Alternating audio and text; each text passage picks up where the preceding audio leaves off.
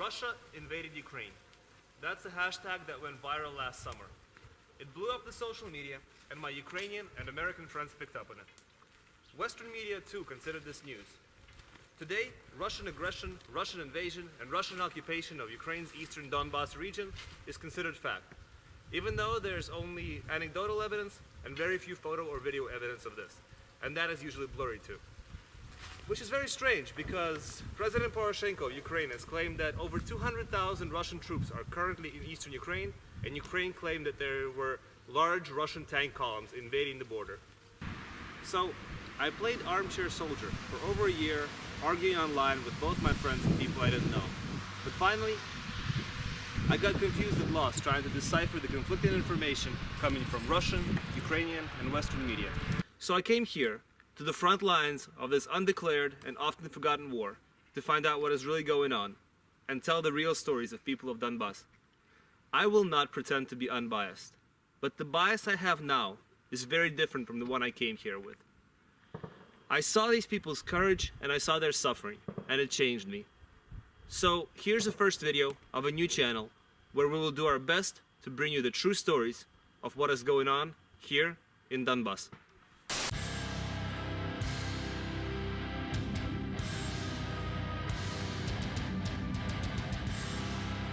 Stop.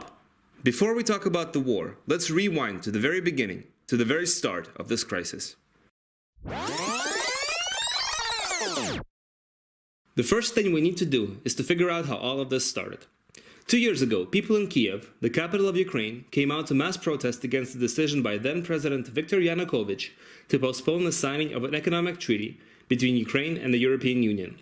Yanukovych argued that completely opening up the Ukrainian economy to European goods would hurt local producers, because they wouldn't be able to compete with cheaper and heavily subsidized European goods.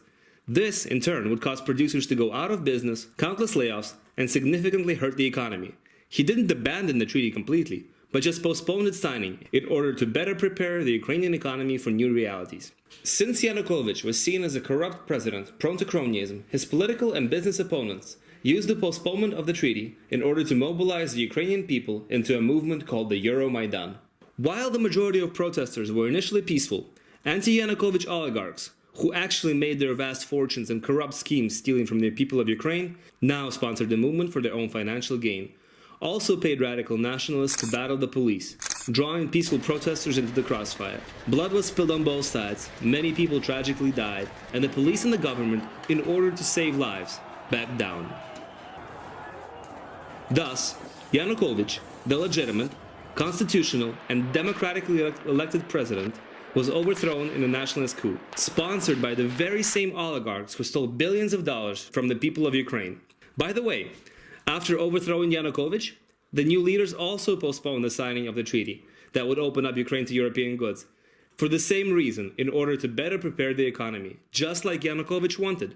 Thus, the treaty was just a pretext used to mobilize the people to achieve the oligarchs' political and financial goals. Basically, to make some more cash. Western governments obviously wanted Ukraine market to open up to their goods and to bring Ukraine into their orbit. And they didn't really care what pain it would cause to the Ukrainian economy and actively supported anti-government protests, both morally by coming to Kiev and financially. The US State Department admitted to having spent $5 billion of US taxpayers' money to help foster anti-government protests. And US Undersecretary of State Victoria Nuland, in her famous "Fuck the EU" intercept, discusses with the US ambassador in Ukraine which protest leader would hold what post in the future government. Now, just imagine this happening in the United States or Europe. Russia or China sponsoring anti-EU rallies in Greece or Spain, or anti-government rallies in the US for that matter, or Russian Foreign Ministry actively donating money to one political party, coming to their rallies, and then telling them who would run what ministry.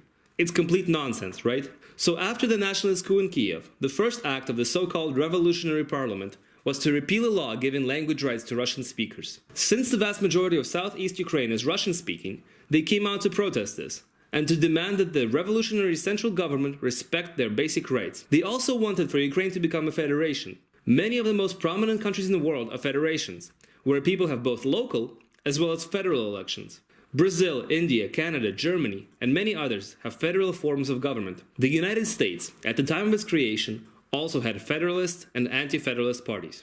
George Washington, as well as most founding fathers, were Federalists. But in Ukraine, the president in Kiev appoints governors to all the regions of Ukraine, and the people of the region don't have a say about it.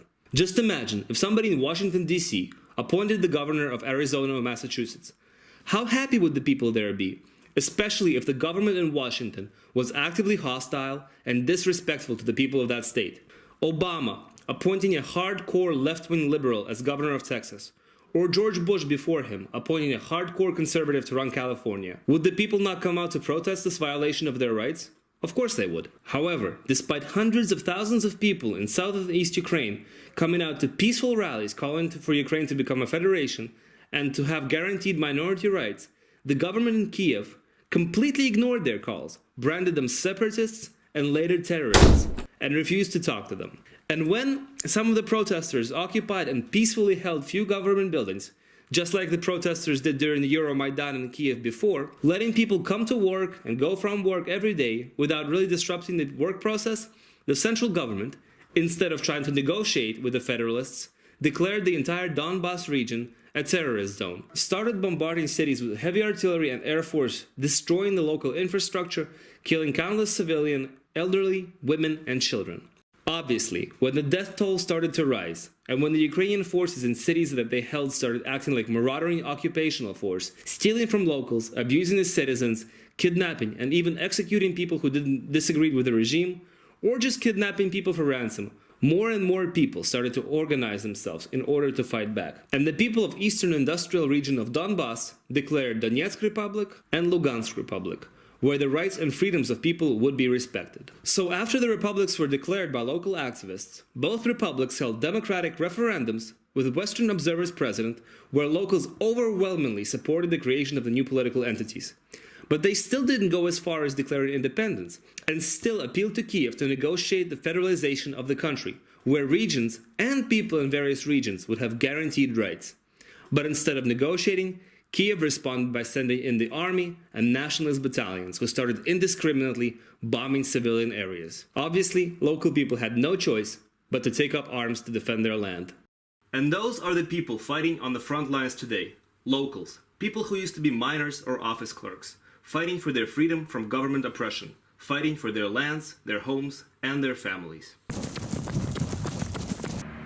But the West and Ukraine keep insisting that this conflict is all Russia's doing. So we came here to the front lines, to the town of Gorlovka or Horlivka, to find out who the soldiers here are, what they're fighting for, and whether the local people support them or not. Живу с самого детства, с самого рождения. Мои родители здесь родились.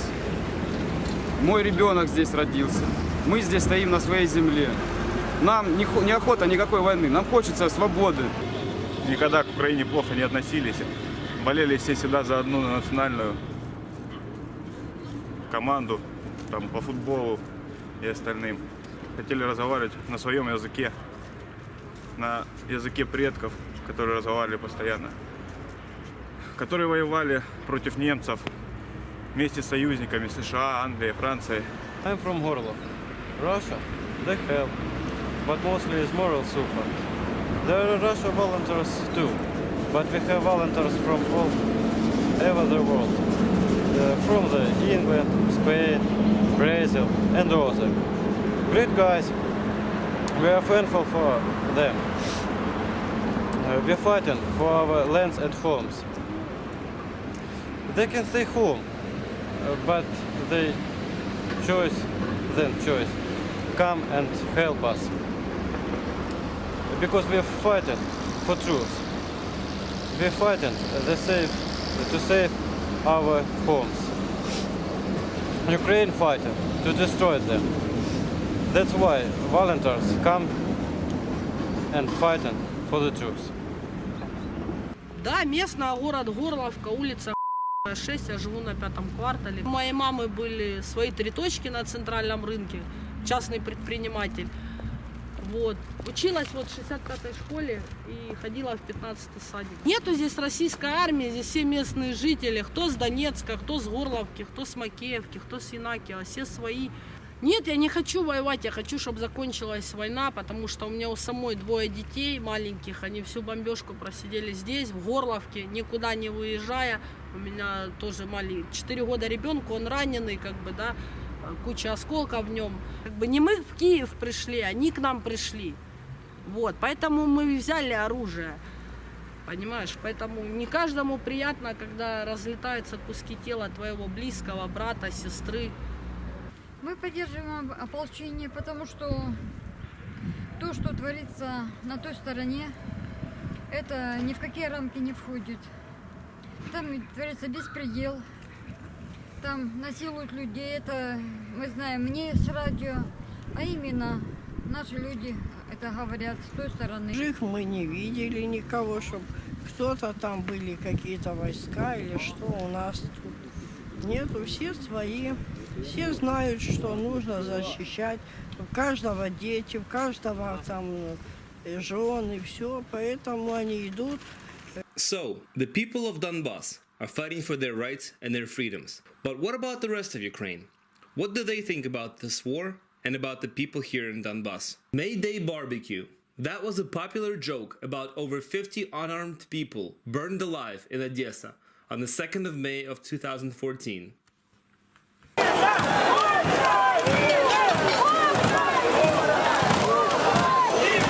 Women, these are female insects. Didn't you study biology in school? F them. There are no people in Lugansk. Only carpet bombing can save them. 450,000 amoebas deserving to be wiped out. When we kill them, just keep in mind, these are not humans. Not enough. Not enough. We should kill more of those animals. Let's kill 700. I need to thank you Russians for one thing. I understand now. I am a fascist. And all of you need to be wiped out like a cancer. The only question is what to do with your wives and children. Just cut them to pieces or burn them first. Those beasts will never be Ukrainians and will always be a sore on our country's body. We need to keep bombing Donetsk and Lugansk until all of those animals die. This territory should be cleared of all people. Starting from scratch will be easier than making people out of those beasts. And the 10% of real Ukrainians who live there, we should bring to us. Keep up the anti-terrorist war. Unfortunately, there are thousands of comments just like these, which speaks to the toxic level of hatred in Ukraine towards Donetsk and Lugansk republics, and the people who live here. With such murderous rage and hatred directed at them, it is no wonder that the people of Donbass have picked up arms and are fighting tooth and nail for every inch of their land. But despite all the hardships, life in Donbass goes on. Couples fall in love and get married. New children, the future the people here are fighting for, are being born. All this, people here building their future, goes on despite the fact that after failing to subdue Donbass militarily, Kiev started an economic blockade against the republics. A year ago, President Poroshenko signed a law that imposes a total blockade against Donbass. But just like ancient Mossad or World War II Leningrad didn't bow down when besieged by Romans or Hitler, neither will the people of Donbass. We hope this video helped you better understand what is really going on in southern and east Ukraine, why this conflict started, and what the people of Donbass are fighting for. These are not some terrorists or the Russian army. They're just hardworking, honest people who only picked up arms as a last resort when time and again the government in Kiev failed to listen to their peaceful and legitimate demands. And instead of trying to find a compromise, find a solution, sit down and negotiate, unleash the full force of the Ukrainian army on anyone who dares disagree with Kiev. Thank you for watching. We will try to do our best to bring these types of videos to you regularly. Please let us know what specific things you want for us to cover. And please, please share this with as many people as you can. Because only if people find out what is really going on in Donbass can you help ease the suffering of the millions of people here. And of course, please subscribe.